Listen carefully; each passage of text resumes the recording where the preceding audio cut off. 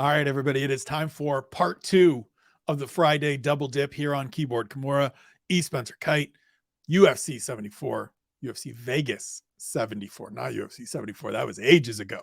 UFC Vegas 74 betting show. Before we get to this week, a couple of things as always off the top. First and foremost, please gamble responsibly. This is, as I say, every time I record one of these, numbers on a spreadsheet for me. It is monopoly money. It is something that is meant to be additive to the experience.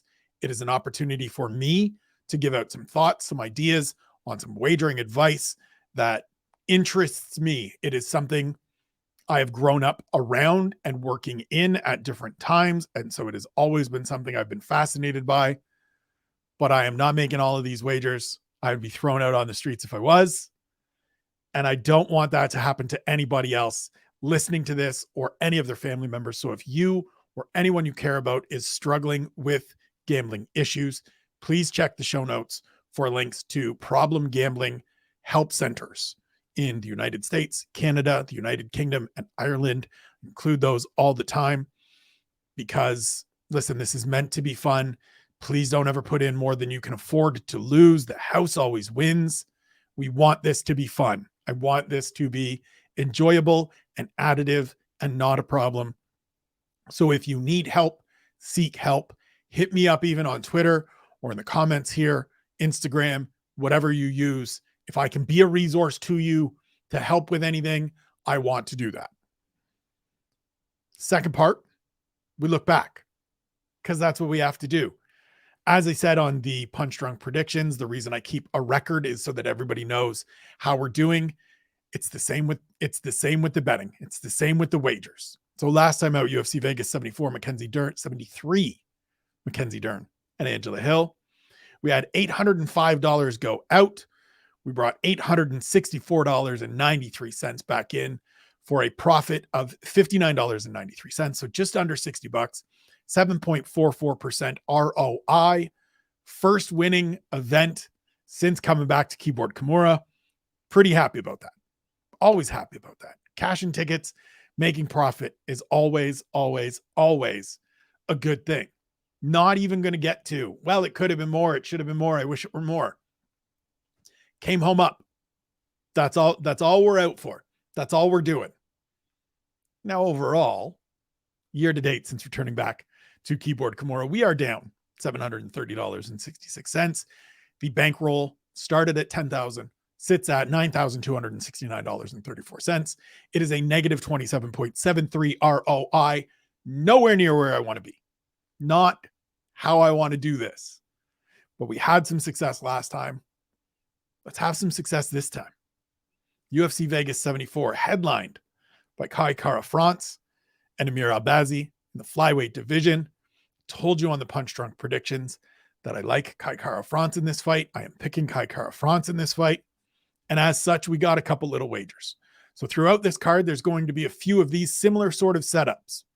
$50 on Kai Kara France on the money line at minus 110, returns $95.45. $25 on him to finish at plus 300, returns $100. So it's 75 out, 95.45 if he wins, $20 and change profit, 195.45 if he wins by finish, $120 and change profit.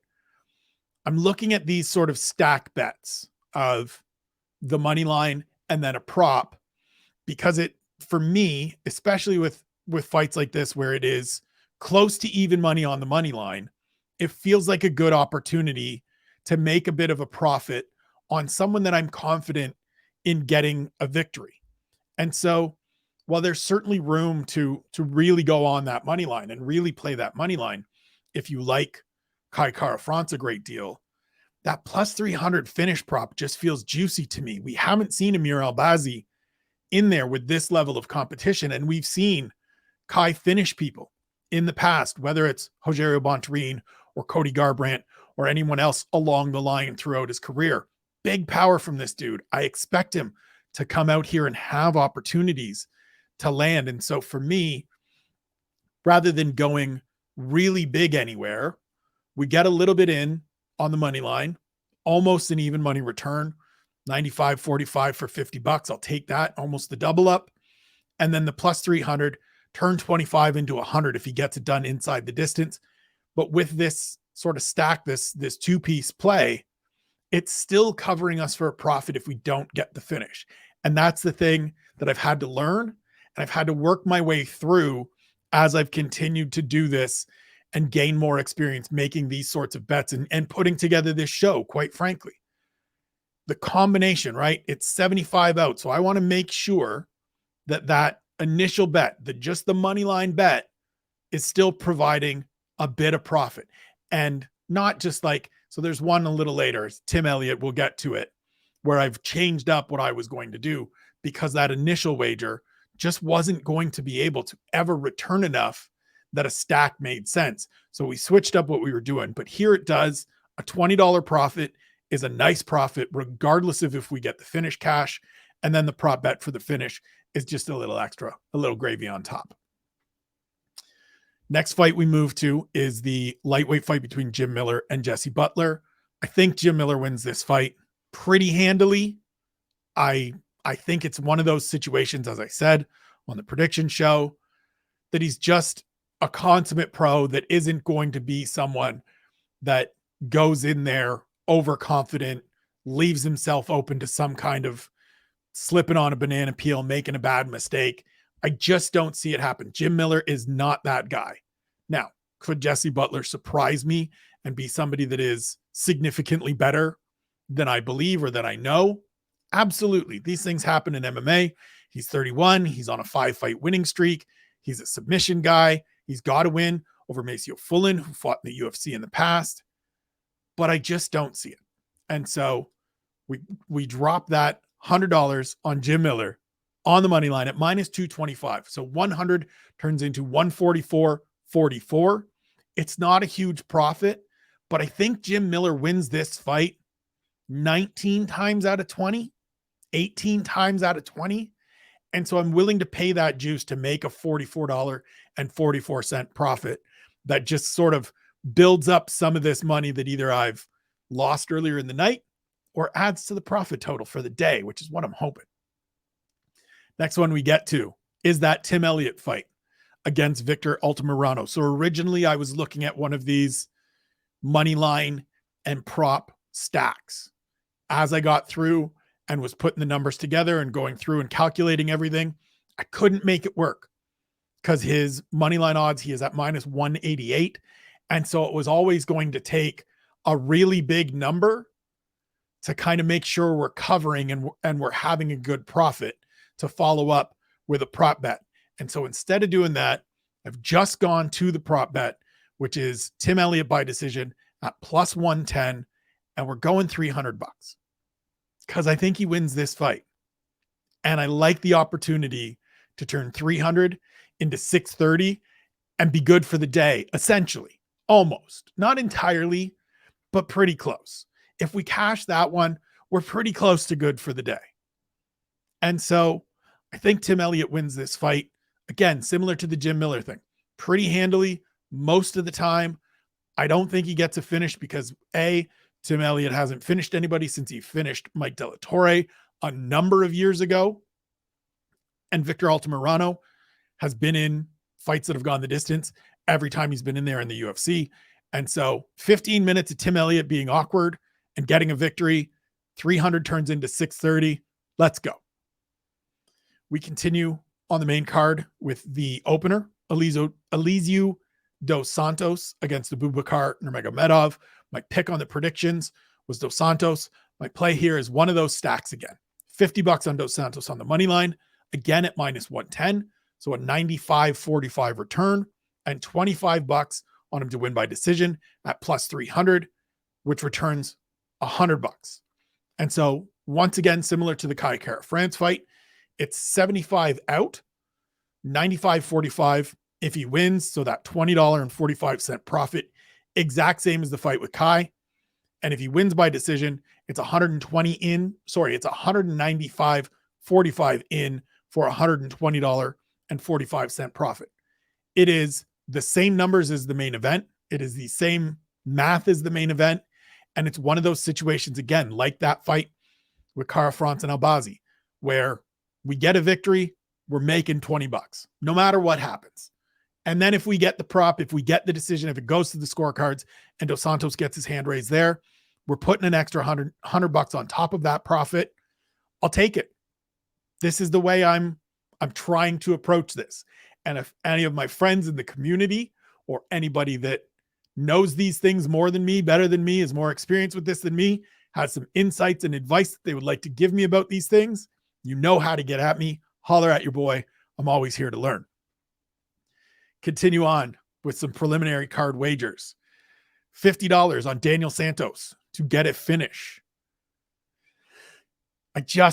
This one is probably that I'm tantalized by that win over John Castaneda. I'm sitting here and I'm licking my lips about that performance against John Castaneda as he steps in with Johnny Munoz Jr., who we've seen finished by Tony Gravely, who isn't a guy that necessarily goes out there and bombs on people and puts them away with shots. It was a beautiful shot that Tony Gravely landed.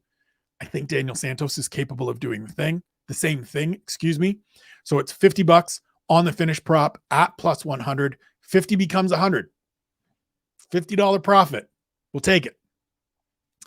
Move to the heavyweights. As I said on the prediction show, I think Andrei Arlovski beats Don'Tale Mayes, and as such, we are riding with the Pitbull. $100 on Arlovski on the money line at plus 110, returns 210, and $50 on Arlovski to win by decision. That prop is plus 200, which would return 150. So all told, it is $150 in on Andrei Arlovski. It's 210 if he wins, so a $60 profit. It's $360 if he wins by decision, so a $210 profit. I think this looks very similar to Don'Tale Mayes' fight with Augusto Sakai a few months ago, earlier this year, where Sakai was in the same position. Underdog, despite being the more experienced, the more established, the guy with more actual tangible results inside the octagon. I think Arlovski goes out and gets this done. If it goes sideways, it goes sideways. I don't think Arlovski's last performance is indicative of suddenly the wheels have fallen off. This is a guy that has been around for far too long for it to just end all of a sudden. I think it's going to take a couple of consecutive losses where he looks really poorly for me to believe that the end is actually finally here for the 40-something heavyweight. And so I think he goes out and does veteran things against a guy that just really hasn't shown me any reason to back him, any reason to believe in him as a favorite in this fight. So you give me plus money on the money line. You give me a nice little prop on a decision because Arlovski hasn't been winning these fights inside the distance at all. 150 out, 210 if he wins, 360 if he wins by decision. Chance to make some nice profits. Move to the strawweight division, the fight between Elise Reed and Jinhoo Frey. Frey was my pick, also my play here. And again, we're going to that 50-25 stack. So it's 50 on the money line at plus 110, returns 105, 25 on the prop decision at plus 190, returns 72.50, 75 out, 105 in if she wins, so a $30 profit, 177.50 if she wins by decision, so 102.50 for a profit. Again, it is profitable pairing of wagers. It's profitable pairing to me of the money line and a prop that goes with it. I think if Jinhoo Frey wins this fight, it is by decision, so we'll take plus 190 every single day of the week. I don't think this is a clear-cut victory either way, so we're not going crazy in terms of the outlay, in terms of what we're laying down, but it's a chance to make a reasonable profit on a fight that I think is a coin flip, that I think is going to be determined in my head, in my assessment of this, by Jinhoo Frey's strength and power and sort of physicality. And so we'll see. Move to the bantamweight division. Second fight of the day, Damone Blackshear and Lewin Lacerda. Blackshear has been my guy this week that I've talked about of being better than I believe his record shows. And so we've got $25 on Blackshear on the money line. He is the underdog, plus 125. It returns 56.25. It's just backing a guy that I have a little bit of belief in, that I have a little bit of faith in.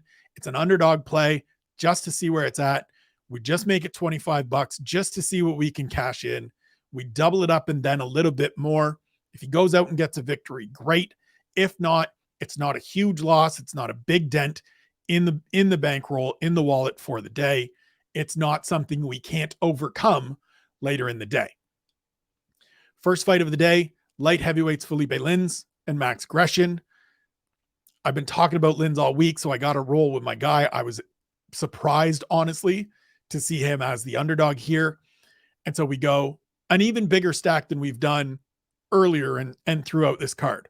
It is still the money line and a prop, but we're adding another prop in there too. So $50 on Lins on the money line at plus 110, returns 105, 25 on a finish at plus 300, returns $100, and then $10, a cheeky little $10 on a first round finish at plus 800, which would return $90. So all total, it is $85 out, $105 if he wins, $20 profit. We'll take it every day. $205 if he wins by finish, $120 profit. Lovely, lovely. And $295, excuse me, if we get a first round finish, $210 profit. That's tasty. I think he wins this fight. Similar to the Arlovsky thing. I haven't seen enough out of Grisham in his UFC run to believe that he should be the favorite here. Not coming off a layoff, not with Lins looking as good as he did against OSP and as reasonable as he did against Marcin Prachnio before that. Give me the underdog. Give me the finish. Give me the flyer on a first round finish. $10 turns into 90 there. We'll take it. Before we wrap things up and recap, we get to where we always get to on this show. The punch drunk parlays. So for those that are tuning in for the first time, the way this works is a number of years ago, I went perfect through a fight card. Didn't have any wagers on my picks, didn't have anything, and thought to myself, what would that have paid? Put it all through, looked at it and thought, well, that's dumb. I should definitely make sure I'm putting something together on all of my picks. And the punch drunk parlays were born that night.